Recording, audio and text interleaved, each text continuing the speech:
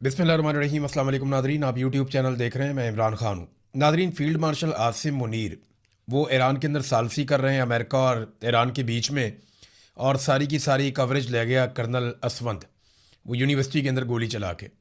यानी जो सारा मामला डिस्कस होना चाहिए था फील्ड मार्शल का, उनकी सालसी का, यहाँ एक कर्नल साहब उठते हैं, वो गोली चलाते हैं और सारी की सारी कवरेज और सारी तवज्जो अपनी तरफ कर लेते हैं। इस मामले की कुछ मज़ीद चीज़ें मैं आपके सामने रखता हूँ। एक तो मुझे हैरत हो रही थी और तरस भी आ रहा था बेचारे टाउटों के ऊपर, इदारा खुद डिफेंड नहीं कर पा रहा। यानी आईएसपीआर ने इसके बारे में एक स्टेटमेंट जारी किया, वो खुद परेशान है, वो डिफेंड कर नहीं पा रहे। वो कह रहे हैं जी हमने तहवील में ले लिया है, अपने कस्टडी में ले लिया है, हम इस मामले की इंक्वायरी कर रहे हैं कि स्टूडेंट के ऊपर पिस्तौल क्यों निकाला, वहाँ पे गोली क्यों चलाई, हम इसकी तहकीकात कर रहे हैं। वो टाउट सारे मुंह उठा के कह रहे हैं नहीं जी वो तो बेकसूर है, उसने बहुत अच्छा काम किया, बड़ा शानदार काम किया। तो जो प्रोपेगेंडा है ना, उनकी चंद चीज़ें मैं आपके सामने रख देता हूँ, फैसला आप खुद ही कर लीजिएगा।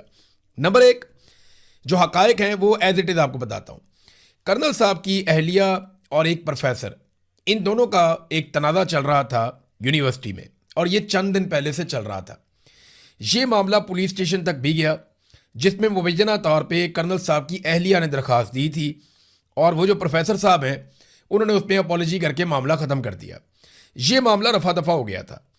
तलबा का एहतजाज चल रहा था यूनिवर्सिटी में, वो दीगर इशूज़ भी साथ में थे, और ख़ातून की जानिब से इस मरतबा बजरिया फैमिली कर्नल साहब को यानी उनके शौहर को और पुलिस को बुलवाया गया। कर्नल साहब जनाब पिस्तौल लेकर पहुंच गए यूनिफॉर्म के अंदर, यूनिवर्सिटी के अंदर। हालांकि ये बिल्कुल मुनासिब नहीं था कि वो इस अंदाज में हथियार लेकर मुसल्ला होकर यूनिवर्सिटी के अंदर आ जाते और इतने हसास मामले में आकर मैन हैंडलिंग करते, वो ये कर नहीं सकते थे। बहरहाल वो पहुंचे, वो पहले से ही बहुत गुस्से में थे, क्योंकि माजी में वो ये जानते थे कि एक तनाज़ा उनकी अहलिया का एक दूसरे प्रोफेसर के साथ चल रहा है। तो मैंने इसको एक एक फ्रेम करके पूरी फुटेज को देखा। एक एक फ्रेम करके जब आप देखते हैं तो आपको नज़र आता है कि किसी ने भी पहल नहीं की।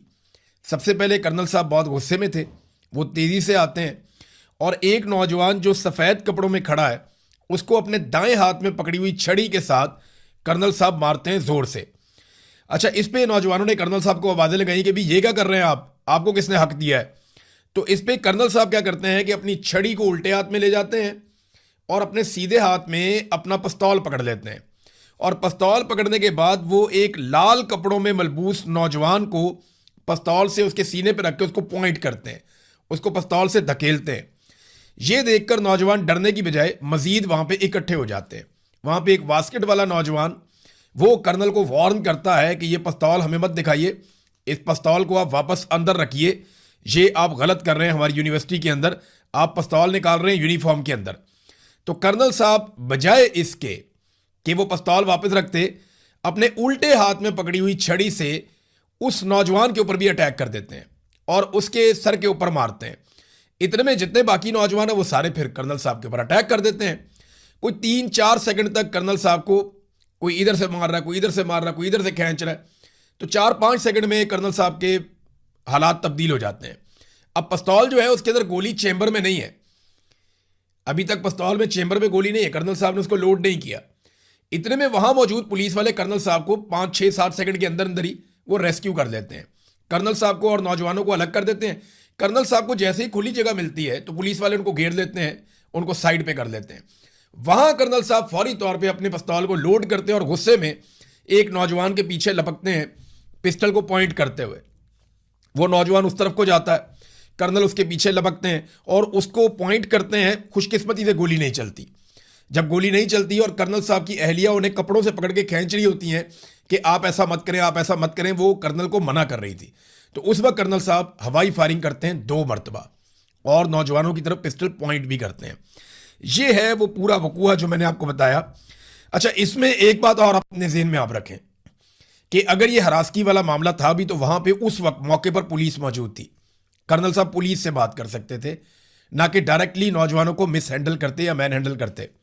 यानी पहला जो डंडा है वो कर्नल साहब ने मारा, दूसरा डंडा भी कर्नल साहब ने मारा, उसके बाद पिस्तौल एक नौजवान के सीने पर भी कर्नल साहब ने लगाया, और उसके बाद फिर नौजवानों ने रद्द-ए-अमल दिया। 3 वायलेशंस कर्नल साहब ने किए। उससे पहले कर्नल साहब को हाथ किसी ने नहीं लगाया। नौजवानों ने चपेड़ें तब मारी, एक मर्तबा एक नौजवान के सीने के ऊपर उन्होंने पिस्टल रखा और दो नौजवानों के ऊपर उन्होंने डंडे के साथ अटैक किया। जब ये 3 मर्तबा कर्नल ने किया तो फिर नौजवानों ने आगे से चपेड़े मारी या उनका गिरेबान पे उनके हाथ डाला, और फिर कर्नल साहब ने बजाय इसके कि कर्नल साहब पुलिस से मदद लेते, इंतजामिया से बात करते, उन्होंने पिस्तौल लोड किया और वहीं पे फैसला सुना दिया। पहले उन्होंने सीधी गोली चलाने की कोशिश की, खुशकिस्मती से नहीं चली, तो फिर उन्होंने 2 मरतबा हवाई फायरिंग करके लोगों को मुंतशिर करना चाहा। नौजवान वहां से भागे नहीं और कर्नल साहब को अपनी गलती का एहसास हो गया। वो उनके चेहरे पे नजर आ रहा है कि ये नौजवान तो नहीं भाग रहे, अब क्या करूं मैं। तो पुलिस वालों ने वहां पे कर्नल साहब को अपनी हिसार में लिया और उन्हें लेकर साइड पे चले गए। अब इसमें ना 2 पहलू हैं। एक तो ये वो खातून वाला मामला जो कर्नल साहब की एहलिया, वो मामले में अगर खातून का मौक़िफ़ दुरुस्त है, जो बज़ाहिर अगर लगता है कि दुरुस्त है, क्योंकि इस पे एक तरफ का मौक़िफ़ है ना आपके पास, वो जो प्रोफेसर जदून है उसकी तो आपने बात ही नहीं सुनी, या वो जो बाकी नौजवान है लड़के लड़कियां उनकी तो आपने बात ही नहीं सुनी। उसके बारे में तो आप नहीं जानते ना कि उनका मौक़िफ़ क्या है। उनका मौक़िफ़ जो है वो बिल्कुल ही बरअक्स है। आप वो सुने तो वो ऐसा लगता है कि वो सच बोल रहे हैं, वो ठीक बात कर रहे हैं। लेकिन अगर आप यहाँ पे कर्नल साहब की एहलिया की बात सुने या बाकी लोगों की सुने तो आपको लगता है ये सच बोल रहे हैं। तो वो एक तनाज़ा है जो पुलिस हल कर सकती है, इंतज़ामिया हल कर सकती है, या अदालत में हल हो सकता है। इन दोनों वाक़यात को ना आपको अलग अलग करना पड़ेगा, क्योंकि कर्नल आम आदमी नहीं है। देखिए, मेरे जैसा बंदा होता ना शायद इससे ज़्यादा रिएक्ट कर देता, क्योंकि मैं ट्रेंड ऑफिसर हूं ही नहीं, मैंने कहीं से तरबियत ही नहीं ली हुई, मैंने यूनिफॉर्म भी नहीं पहना हुआ, मेरे पास सरकारी पिस्तौल भी नहीं है। बात को समझ रहे हैं आप? एक आदमी ट्रेंड फोर्सेस का आदमी है और सीनियर ऑफिसर है, उसके पास सरकारी असला है, उसके पास अपना यूनिफॉर्म है, उसका एक तकद्दुस है, और वहां पे पुलिस वाले मौजूद हैं जिनकी वो रिस्पॉन्सिबिलिटी है लॉ एंड ऑर्डर की। तो वो आदमी कानून अपने हाथ में नहीं ले सकता। और अगर आप माहौल को गौर से देखें तो ऐसा कुछ नहीं था कि खुदा ना खास्ता कर्नल साहब की एहलिया को लोग मार रहे थे। अगर तो कहीं पे एक भी फुटेज ऐसी मिल जाती ना हमें, या कोई ऐसी शिकायत मिल जाती कि नौजवानों ने कर्नल साहब की एहलिया को पत्थर मारना शुरू कर दिया, या उन पर अटैक कर दिया, या उनके साथ खींचातानी शुरू कर दी, तो कर्नल साहब कुछ लेवल तक शायद जस्टिफाई हो जाते। लेकिन कर्नल साहब आए गुस्से में और उन्होंने गुस्से में आकर अटैक किया। अब ये गुस्सा किस बात का है? देखिए, गुस्सा इस बात का है कि मैंने यूनिफॉर्म पहना हुआ, मैं बहुत ताकतवर हूं, मेरा इदारा सबसे ज्यादा ताकतवर है, हमारे आगे कौन बोल सकता है। ये है गुस्सा असल में। ब्लडी सिविलियंस की क्या जरूरत है कि वो हमारे सामने बात करें? वो 2 टके के नौजवान है, कीड़े मकोड़े, इनकी क्या औकात है? ये एक्चुअली एक माइंड सेट है और कोई बात नहीं है। ये कर्नल साहब का माइंड सेट था जो वो गुस्से के अंदर आए। अब नौजवान पीछे नहीं उठे तो कर्नल साहब को अपनी गलती का एहसास हो गया। आप पूरी फुटेज निकाल के 10 दफा देखें, ये छोटा टोटा ना देखें, पूरी फुटेज निकाल के देखें, 10 मरतबा देखें, आपको पता चलेगा कर्नल साहब ने ही पहले 3 मरतबा उकसाया लड़ाई पे। 1 मरतबा डंडा मारा, फिर पिस्तौल सीने पे मारा, उसके बाद दोबारा डंडा मारा, और उसके बाद कर्नल साहब के ऊपर अटैक हो गया। फिर कर्नल साहब ने जो है वो बजाय, जब पुलिस ने कर्नल साहब को रेस्क्यू करके साइड पे कर लिया, तो कर्नल साहब बजाय साइड पे होने के, उनकी गैरत ने गवारा नहीं किया, उन्होंने फौरन पिस्तौल लोड किया। और इस बीच में कर्नल साहब की एहलिया को किसी ने उंगली तक नहीं लगाई, किसी ने टच भी नहीं किया। हाँ, अब अगर वो मामला जो है इसमें अगर कर्नल साहब की एहलिया ठीक है तो दूसरे आदमी को सजा मिलनी चाहिए, बिल्कुल मिलनी चाहिए। किसी भी खातून को हरासा करने का किसी को भी पूरे पाकिस्तान के अंदर क्या पूरी दुनिया के अंदर कोई हक नहीं पहुंचता कि कोई भी किसी खातून को हरासा करे। लेकिन ये मामला जो है, ये दोनों तरफ का मौक़िफ़ सुनने के बाद आप फैसला करेंगे, एक तरफ का मौक़िफ़ सुनकर आप फैसला नहीं कर सकते। अब नाज़रीन, एक और चीज़ मैं आपको बताता हूं। टाउट्स जो है ना वो बयानियां पहले से ही बनाना शुरू हो गए हैं, तो इस केस में अब इंसाफ होता हुआ दिखाई नहीं दे रहा। यानी कर्नल की एहलिया के कहने के ऊपर 25 के करीब तलबा पे भी मुकदमा दर्ज हो गया। कर्नल के ऊपर तो मुकदमा पता नहीं कहाँ है, मैंने तो नहीं देखा अभी तक। तो 25 के करीब, हालांकि उसने आके पब्लिक प्लेस के ऊपर एक यूनिवर्सिटी के अंदर मुसल्ला होकर गोली चलाई है, उसके ऊपर FIR कहाँ है मैंने नहीं देखी।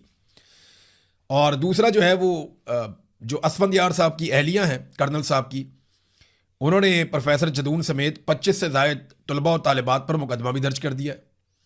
एक तरफ मुकदमा दर्ज हो जाता है, मुबैना तौर पे गिरफ्तारियां भी हो रही हैं। और जो टाउट्स मिलिट्री एस्टेब्लिशमेंट के लिए काम करते हैं, मैं आपको फिर बता रहा हूं, जो मिलिट्री एस्टेब्लिशमेंट के लिए हमारे सहाफ़ी या टाउट्स जो लोग काम करते हैं, वो इस केस में बहुत ज़्यादा फेवर कर रहे हैं कर्नल को और बहुत ज़्यादा मुखालफत कर रहे हैं दूसरी पार्टी की। तो ऐसा लगता है कि मिलिट्री एस्टेब्लिशमेंट ये चाहती है कि कर्नल साहब को बचाया जाए। इंक्वायरी से पहले ही उन्होंने अपनी इंटेंट शो कर दी है कि कर्नल को इसमें बचाया जाएगा, और फंसाया किसको जाएगा? तलबा को या दूसरी पार्टी को। तो ये एक पहले से अपनी इंटेंट शो कर दी अपने लोगों के जरिए से, जैसा कि हर फैसला सुनाने से पहले इंटेंट बता देते हैं कि जनाब इस फैसले पे अमल दरामद नहीं होगा, जनाब मखसूस नशिस्तें छीन ली जाएंगी, जनाब इमरान खान को कहते तन्हाई में डाल दिया जाएगा, जनाब अस्पताल में शिफ्ट, जैसे हर चीज़ पहले बता देते हैं। इस केस में भी उन्होंने अपने टाउटों के जरिए से पहले ही बता दिया। अब पाकिस्तान तहरीक इंसाफ के लोग हैं या सोशल मीडिया के ऊपर आम पाकिस्तानी है, वो बड़े खुश हैं, इमरान खान साहब के गिरबान पे हाथ डाला था तो कर्नल के गिरबान पे भी हाथ पड़ गया। ठीक है, दो तस्वीरें हैं, वो एक जैसी लगती हैं देखने में, लोग कहते हैं टिट फॉर टैट है, यानी जैसी करनी वैसी भरनी, लेकिन मेरे ख्याल में एक बहुत बड़ी ज्यादती है। दोनों लोगों में जमीन आसमान का फर्क है और दोनों तरफ के लोगों में भी जमीन आसमान का फर्क है। एक तरफ हाथ डालने वाले तालिब इल्म है, उन्होंने चंद सेकंड के लिए हाथ डाला, और एक तरफ लॉ इन्फोर्समेंट एजेंसीज है जिनको यह हक नहीं है और उन्होंने अभी तक हाथ डाला हुआ है, गिरबान अभी तक छोड़ा नहीं है। एक तरफ मुल्क का सबसे बड़ा लीडर है, अवामी लीडर, कौमी लीडर, करोड़ों लोग उसके चाहने वाले हैं।